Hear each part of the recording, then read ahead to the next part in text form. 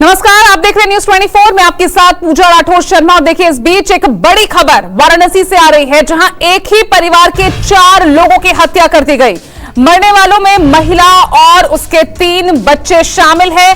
चारों की हत्या गोली मारकर की गई है और हत्या का आरोप महिला के पति पर लगा है, जो वारदात के बाद से फरार चल रहा है। 4 लोगों की हत्या का यह पूरा मामला वाराणसी के भेलुपुर थाना इलाके के भदेनी का है। यह सनसनीखेज वारदात सोमवार रात की है। सुबह पड़ोसियों को शक हुआ तो पुलिस को मामले की जानकारी दी गई और उसके बाद पुलिस ने भी पता चला है कि आरोपी पहले भी एक गार्ड और अपने पिता की हत्या कर चुका है।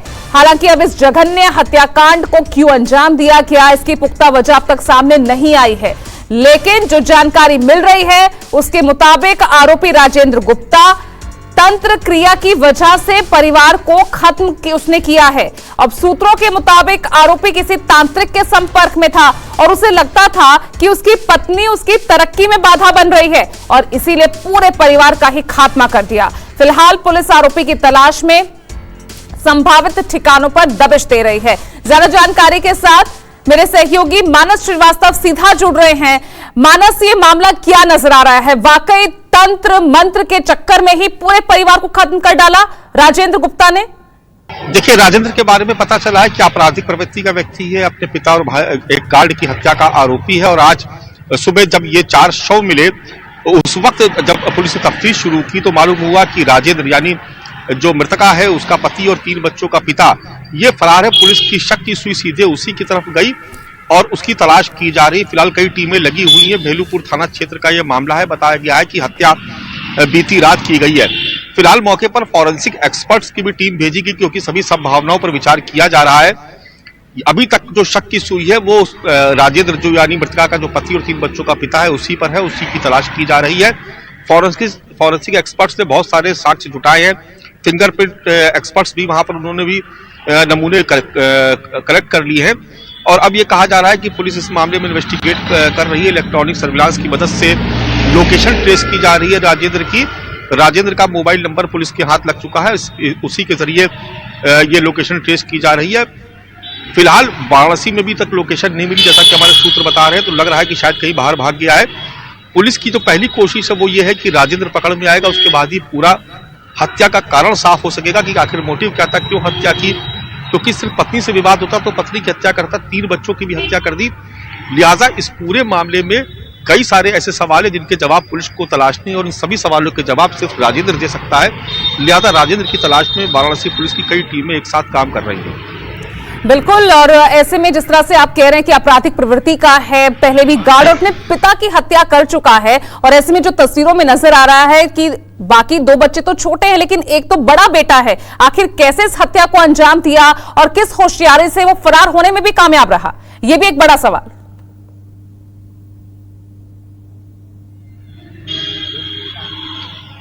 निश्चित तौर पर एक बड़ा सवाल है। दूसरी बड़ी बात यह है कि उसने जब हत्या की तो क्या आसपास लोगों ने गोली की आवाज या कहीं चीख पुकार की आवाज नहीं सुनी? ये भी अपने आप में एक सवाल है। तो हत्या कैसे की उसने, ये भी देखना होगा, ये भी एक इन्वेस्टिगेशन का पार्ट है। लेकिन फिलहाल जो राजेंद्र है उसकी तलाश की जा रही, क्योंकि वही एकमात्र सूत्रधार ऐसा है जो जिस पर इस हत्या का सीधे तौर पर आरोप है और जिसकी तलाश की जा रही, जो फरार चल रहा है। अब राजेंद्र कहाँ गायब है, उसके साथ कोई और था या नहीं था, कौन लोग थे, कितने लोग आए थे, इसके लिए आसपास के सीसीटीवी भी खंगाले जा रहे हैं। बहुत सारे, चूंकि घटना का भी जानकारी आई है, उसके बाद वहां पर पुलिस की जो पहली कोशिश थी कि वो जो साक्ष्य जो मौके पर रहते हैं, जो कि बहुत काम आते हैं इस तरीके के अपराध के मामले में बाद में सजा दिलाने में, बहुत जैसे कहते हैं कि जो वैज्ञानिक परीक्षण होता है, जो जिसके आधार पर सजा होती है, वो कलेक्ट करना सबसे ज्यादा जरूरी होता है, जिसमें आरोप सिद्ध हो सके या चार्ज फ्रेम किए जा सके सटीक तरीके से।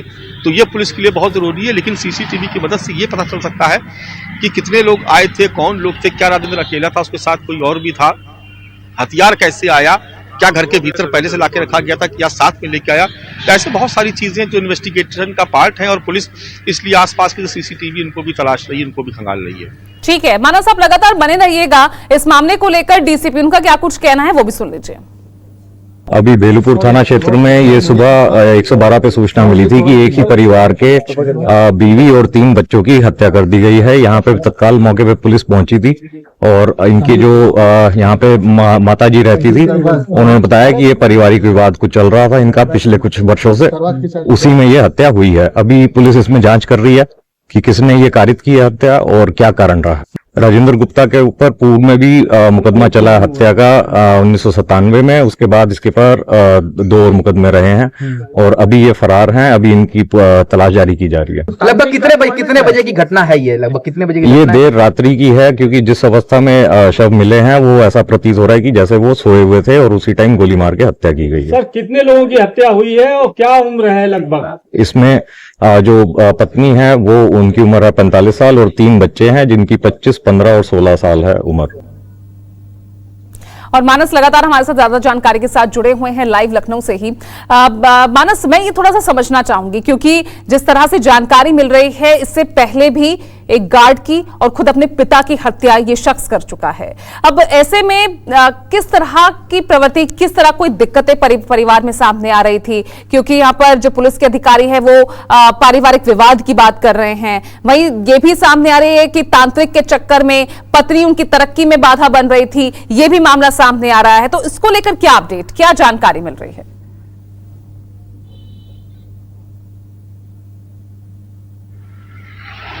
देखिए, जो पुलिस कह रही है, पुलिस का कहना है कि ये पारिवारिक विवाद है। किस तरीके का विवाद है ये भी इन्वेस्टिगेशन का पार्ट है कि आखिर क्या विवाद चल रहा था। लेकिन जैसा कि मैंने आपसे पहले भी जिक्र किया कि आपराधिक प्रवृत्ति का है, इसके ऊपर कई सारे मुकदमे चल रहे हैं। अपने पिता की भी हत्या का मामला इसके ऊपर चल रहा है। लिहाजा ये जो राजेंद्र है, ये इसके बारे में कहा गया है कि ये बड़ा हिंसक और बड़ा आपराधिक और एग्रेसिव नेचर का है और उसने किसी बात से नाराज होकर के ये हत्या की होगी, ऐसा माना जा रहा है। इसीलिए अभी तमाम जो एविडेंस है उनको कलेक्ट किया जा रहा है। चूंकि जैसी सूचना मिली पुलिस को, तो पुलिस ने सबसे पहले तो शव को कब्जे में लिया है। जो प्रक्रिया होती है, पंचनामा करके उसको पोस्टमार्टम के लिए भेजा जाता है। फिर अभी पोस्टमार्टम की रिपोर्ट आनी बाकी है। फॉरेंसिक एक्सपर्ट्स ने वहां बहुत सारे नमूने जमा किए हैं, उनकी भी रिपोर्ट आई कि उसके बाद राजेंद्र की तलाश की जा रही सीसीटीवी और क्या वो जमानत पर बाहर था या वो केस खत्म हो चुका था? इसके बारे में बताइए। देखिए, इस बारे में भी बहुत अपडेट नहीं है। ये पुलिस ने बताया कि उसने पिता की हत्या की थी, ये अलग विषय है। इसके बारे में जैसी जानकारी मिलेगी बताएंगे। लेकिन इतना बताया था पुलिस की तरफ से गया था कि इसने अपने पिता की हत्या की थी। अब क्यों की थी, क्या विवाद था, ये बाद में ही बता सकते। इस बारे में अभी कोई जानकारी नहीं है हमारे पास।